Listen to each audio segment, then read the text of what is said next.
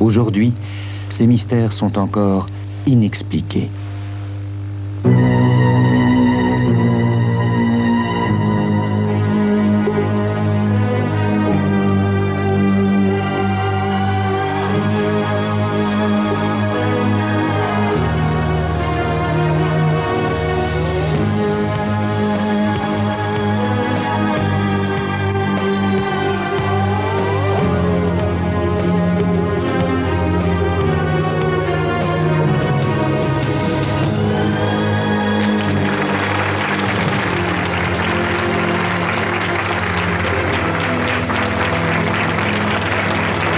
Bonsoir.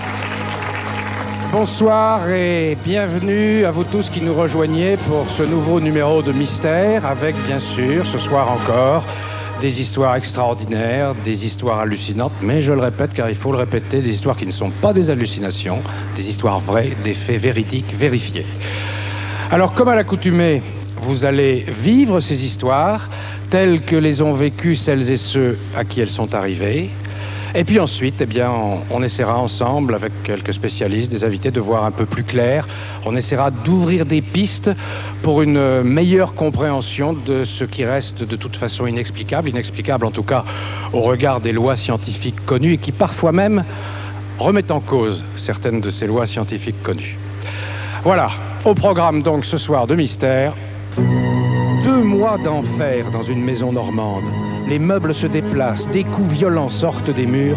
Plus de 15 personnes constatent ces phénomènes. Grâce à la prédiction d'un voyant, Joël Paul a peut-être eu la vie sauve. Qui sont ces médiums? Que voient-ils? D'où leur viennent ces étranges facultés? Le monstre du Loch Ness. Canular ou mystère? Toujours est-il que les résultats de la dernière expédition attestent de la présence de quelque chose au fond du lac. Clausel, près de Vichy. Que signifient ces écritures indéchiffrables et ces objets vieux de plus de 15 000 ans qui n'ont toujours pas révélé le mystère de leurs origines? Et enfin à Vos, dans l'Allier, tout le monde connaît la légende du fantôme de Lucie. Toujours est-il que la forme qui hante le château a pu être photographiée. J'imagine que vous n'avez sans doute jamais rencontré dans votre vie ce que l'on appelle des poltergeists. Poltergeist est un mot allemand qui signifie littéralement « esprit frappeur ». Et vous allez le voir, ces poltergeists, même s'ils sont rares, frappent parfois très très fort. C'est ce qui s'est passé dans cette maison en Normandie au début des années 80. C'est ici, à quelques kilomètres de Lisieux, en Normandie, que se sont déroulés il y a 10 ans des événements très étranges. Ici, dans cette maison presque neuve, où monsieur et madame Dupré menaient une vie tranquille et calme. Tout a commencé un dimanche d'automne, un dimanche comme les autres. Tu peux m'apporter le sécateur, s'il te plaît? Il est où? Je sais pas. Oui, c'est une maison qu'on a construite, quoi. Elle est toute neuve. C'est nous qui avons habité dans les premiers. Ce qui s'est passé, c'est difficile à expliquer, hein, parce que j'avais jamais entendu parler de ça. Mes parents, tout ça, mes grands-parents, ils en parlaient deux fois, mais c'était des farces qu'ils faisaient. Ils se mettaient des draps sur la tête et puis ils faisaient peur aux autres, mais des trucs comme ça, mais autrement, j'ai jamais rien vu. Hein. Et on me l'aurait dit, j'aurais ri, parce que... Et encore tout de suite, j'avais du mal à croire. Sinon, je l'ai vécu, mais autrement... La nuit et le silence viennent de tomber sur la campagne normande. La maison des Dupré est complètement isolée. Dehors, il fait très froid. Et les Dupré savourent dans le calme leur nouveau confort.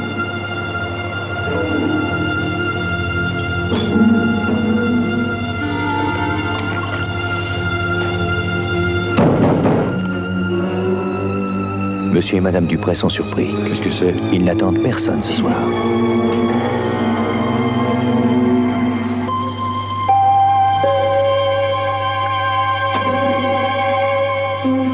Madame Dupré n'est pas rassurée.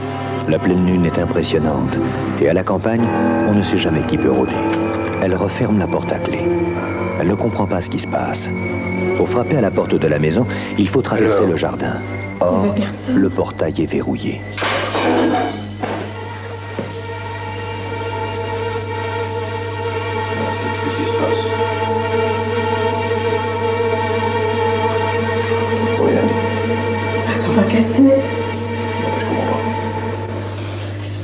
entendait des bruits de vaisselle. On croyait tout d'abord qu'il y avait des gens, et en fait, il n'y avait personne. Et après, ça revenait tout le temps, quoi. Voilà, on a passé la nuit comme ça. Préoccupés, les Dupré décident quand même de se coucher. Mais tout cela n'est pas normal.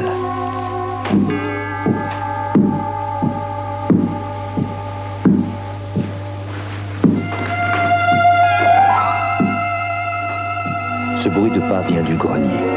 Il y a donc quelqu'un dans la maison.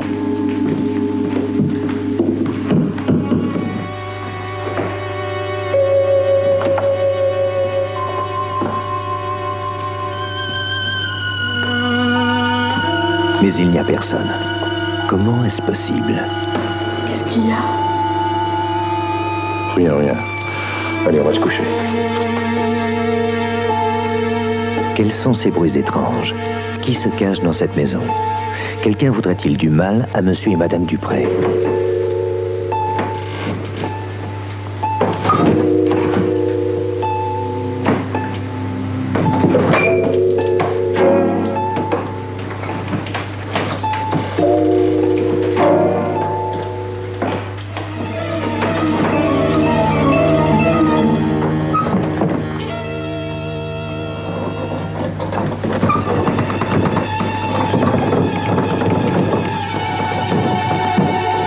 Est-ce un cauchemar? Madame Dupré est terrorisée.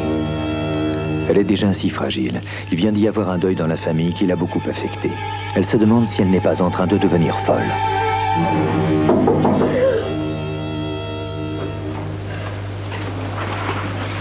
Qu'est-ce que tu as? Qu'est-ce qui t'arrive? Qu'est-ce qui s'est passé? Quand je suis arrivée, ma belle-sœur était complètement effondrée, elle pleurait d'ailleurs. Je leur ai dit, mais non, vous vous faites des idées, tout ça, ça n'existe pas, et il ne peut pas se passer des bruits comme ça, c'est absolument impossible. Alors ma belle-sœur m'a dit, bah, écoutez, asseyez-vous. Je dis, oui, je vais rester un petit moment avec vous, jusqu'à ce soir, c'est pas un problème, j'ai le temps. Alors je suis restée là-bas, et puis au bout d'un petit moment, peut-être 10 minutes, un quart d'heure, j'ai commencé à entendre des bruits. Alors des bruits de déflagration, comme si on envoyait des cailloux dans un carreau, par exemple. Et puis alors, ce qui est terrifiant, c'est d'entendre et de voir toutes ces choses-là, mais sans pouvoir voir d'où ça vient. Pour se rassurer, monsieur et madame Dupré ont demandé à leurs frères et sœurs de venir dîner le soir même. Seront-ils témoins, eux aussi, des phénomènes étranges qui semblent envahir la maison? Quelque part, ça commençait par faire des cas. Vous n'étiez un cas, en plus, c'était beaucoup de cas contraires. Mais non. Oh là, qu'est-ce que c'est? Qu'est-ce que c'est? Oh, mais c'est comment ça?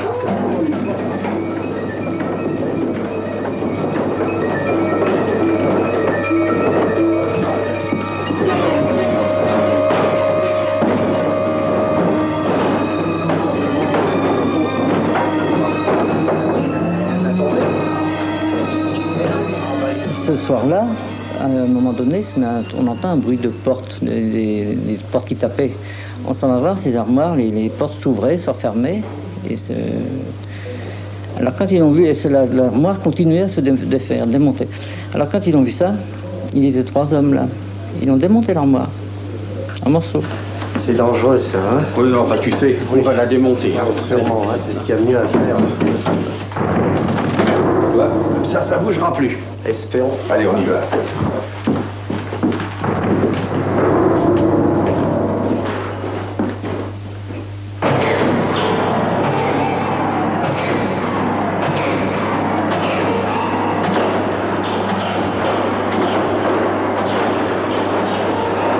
Et on est arrivé, on voyait les planches se soulever, ils tapaient ensemble, pieds soulevés. Et alors là, bon, bah, ça c'était... Elle a fermé la porte de la chambre, elle m'a dit, ça c'est... Il faut plus dans cette pièce-là, parce que... Vraiment, on avait peur, on se demandait ce qui se passait. Hein. Et c'est pour ça qu'après, on a fait venir un peu de la famille pour faire voir quand même que ces bruits-là, on les inventait pas. Je dis qu'on était là en bas.